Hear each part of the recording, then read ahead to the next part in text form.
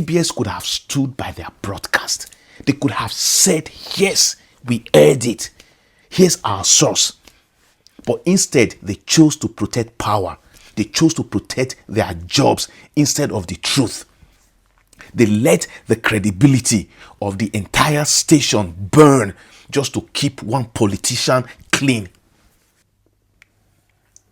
Okay, guys, it's almost 4 a.m. here in Sweden, and I can't sleep.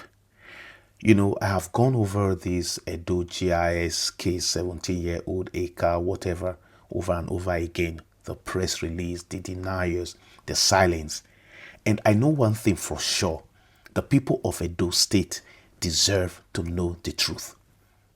You see, before I started recording this video, just now, Facebook sent me 2 alerts. You requested a password change within 30 minutes, 2 alerts within 30 minutes. I didn't request any password change. So if you are watching this, it means somebody doesn't want this story out. But I will say it anyway while I still have my page. So please follow me on YouTube, Instagram, and TikTok at Melanated Ovienzowoba is the same handle, just in case they take this one down. Now, let's talk about what really happened in Edo State. How confusion became communication and how truth became a threat. You see, this is what EDO GIS, an official state agency, sent out as a press statement. No signature, no letterhead, no reference number, just a WhatsApp text accusing nameless people of sponsoring fake news. Listen to the tone. Mischievous, criminal, evil agenda. That's not a press release. That's a panic release. It wasn't written to inform the public. It was written to protect someone. That's not the tone of an information agency. That's the language of panic. A government trying to create enemies instead of answering simple questions. And yet, this unsigned WhatsApp message is what Punch and This Day quoted, claiming it was signed by the director of press. Signed? Signed by who? The version I received had no signature. And when I asked the managing director of Edo GIS, Dr. Tony Ikpasaja, for a signed copy, he went berserk and told me the copy I had was the same one they sent to everyone, even Punch and This Day. The statement that was sent to you is the total statement that was given to everybody. Why you didn't tell me, say, and that signed copy from This Day? So I ask again, Punch, where did you see a signed copy? No verification, no accountability. Or is Punch now part of the cover-up? Nigerians, please, help me ask Punch newspaper.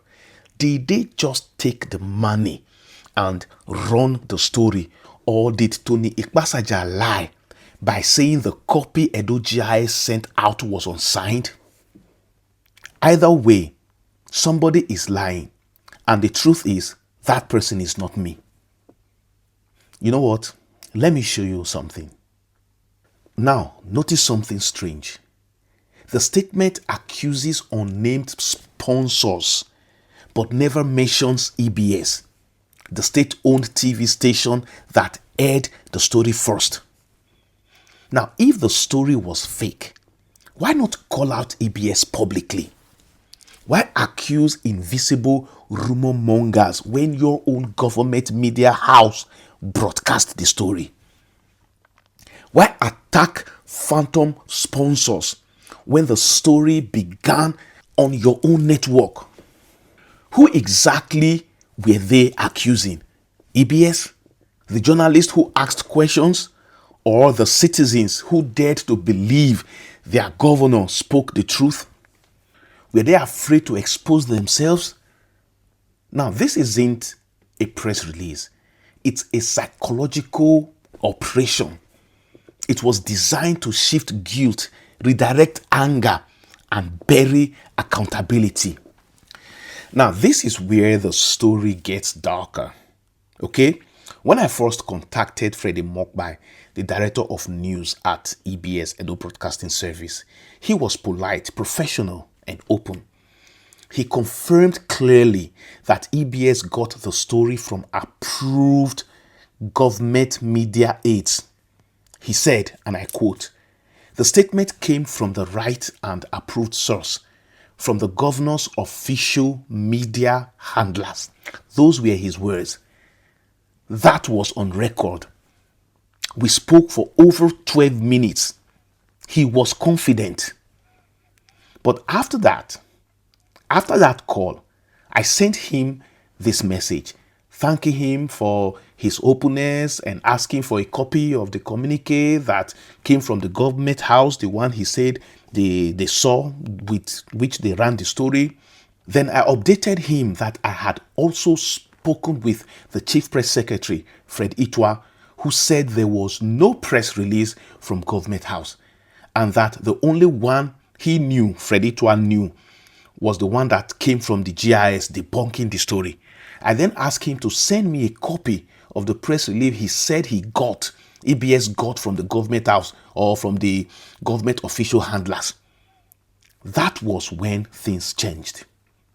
2 days later, Fred made a complete U-turn.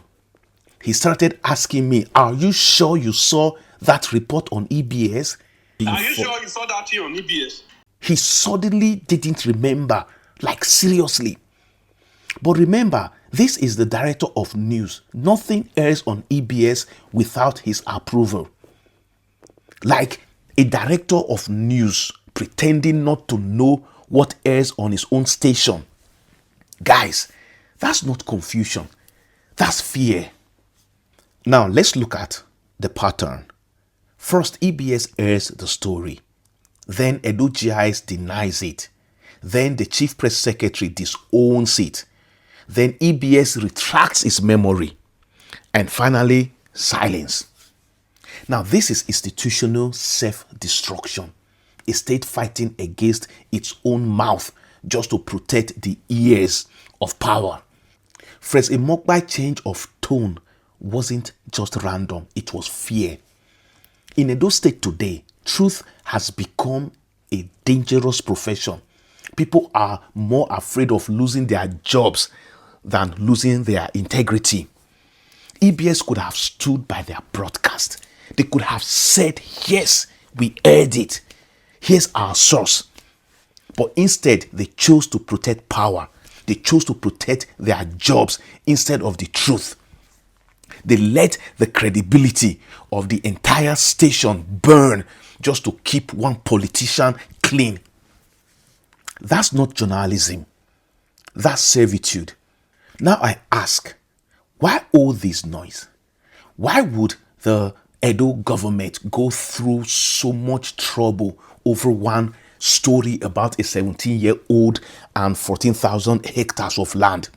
What were they trying to hide?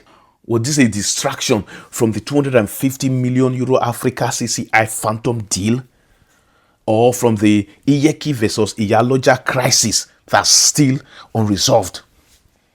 Or is there something, some other thing, some other secret plot we are yet to notice?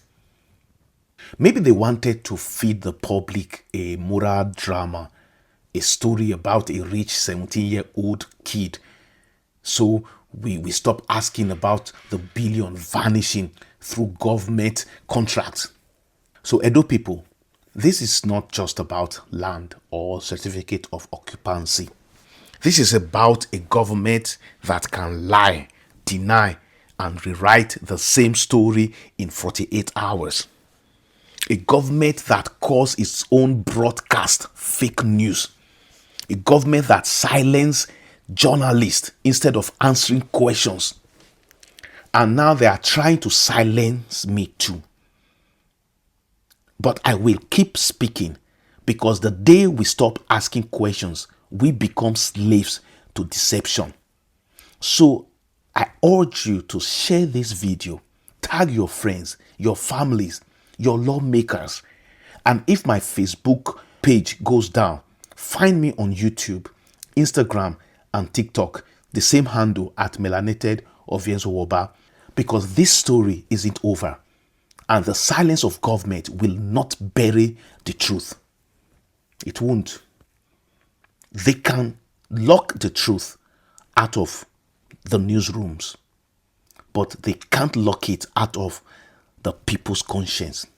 Share this story.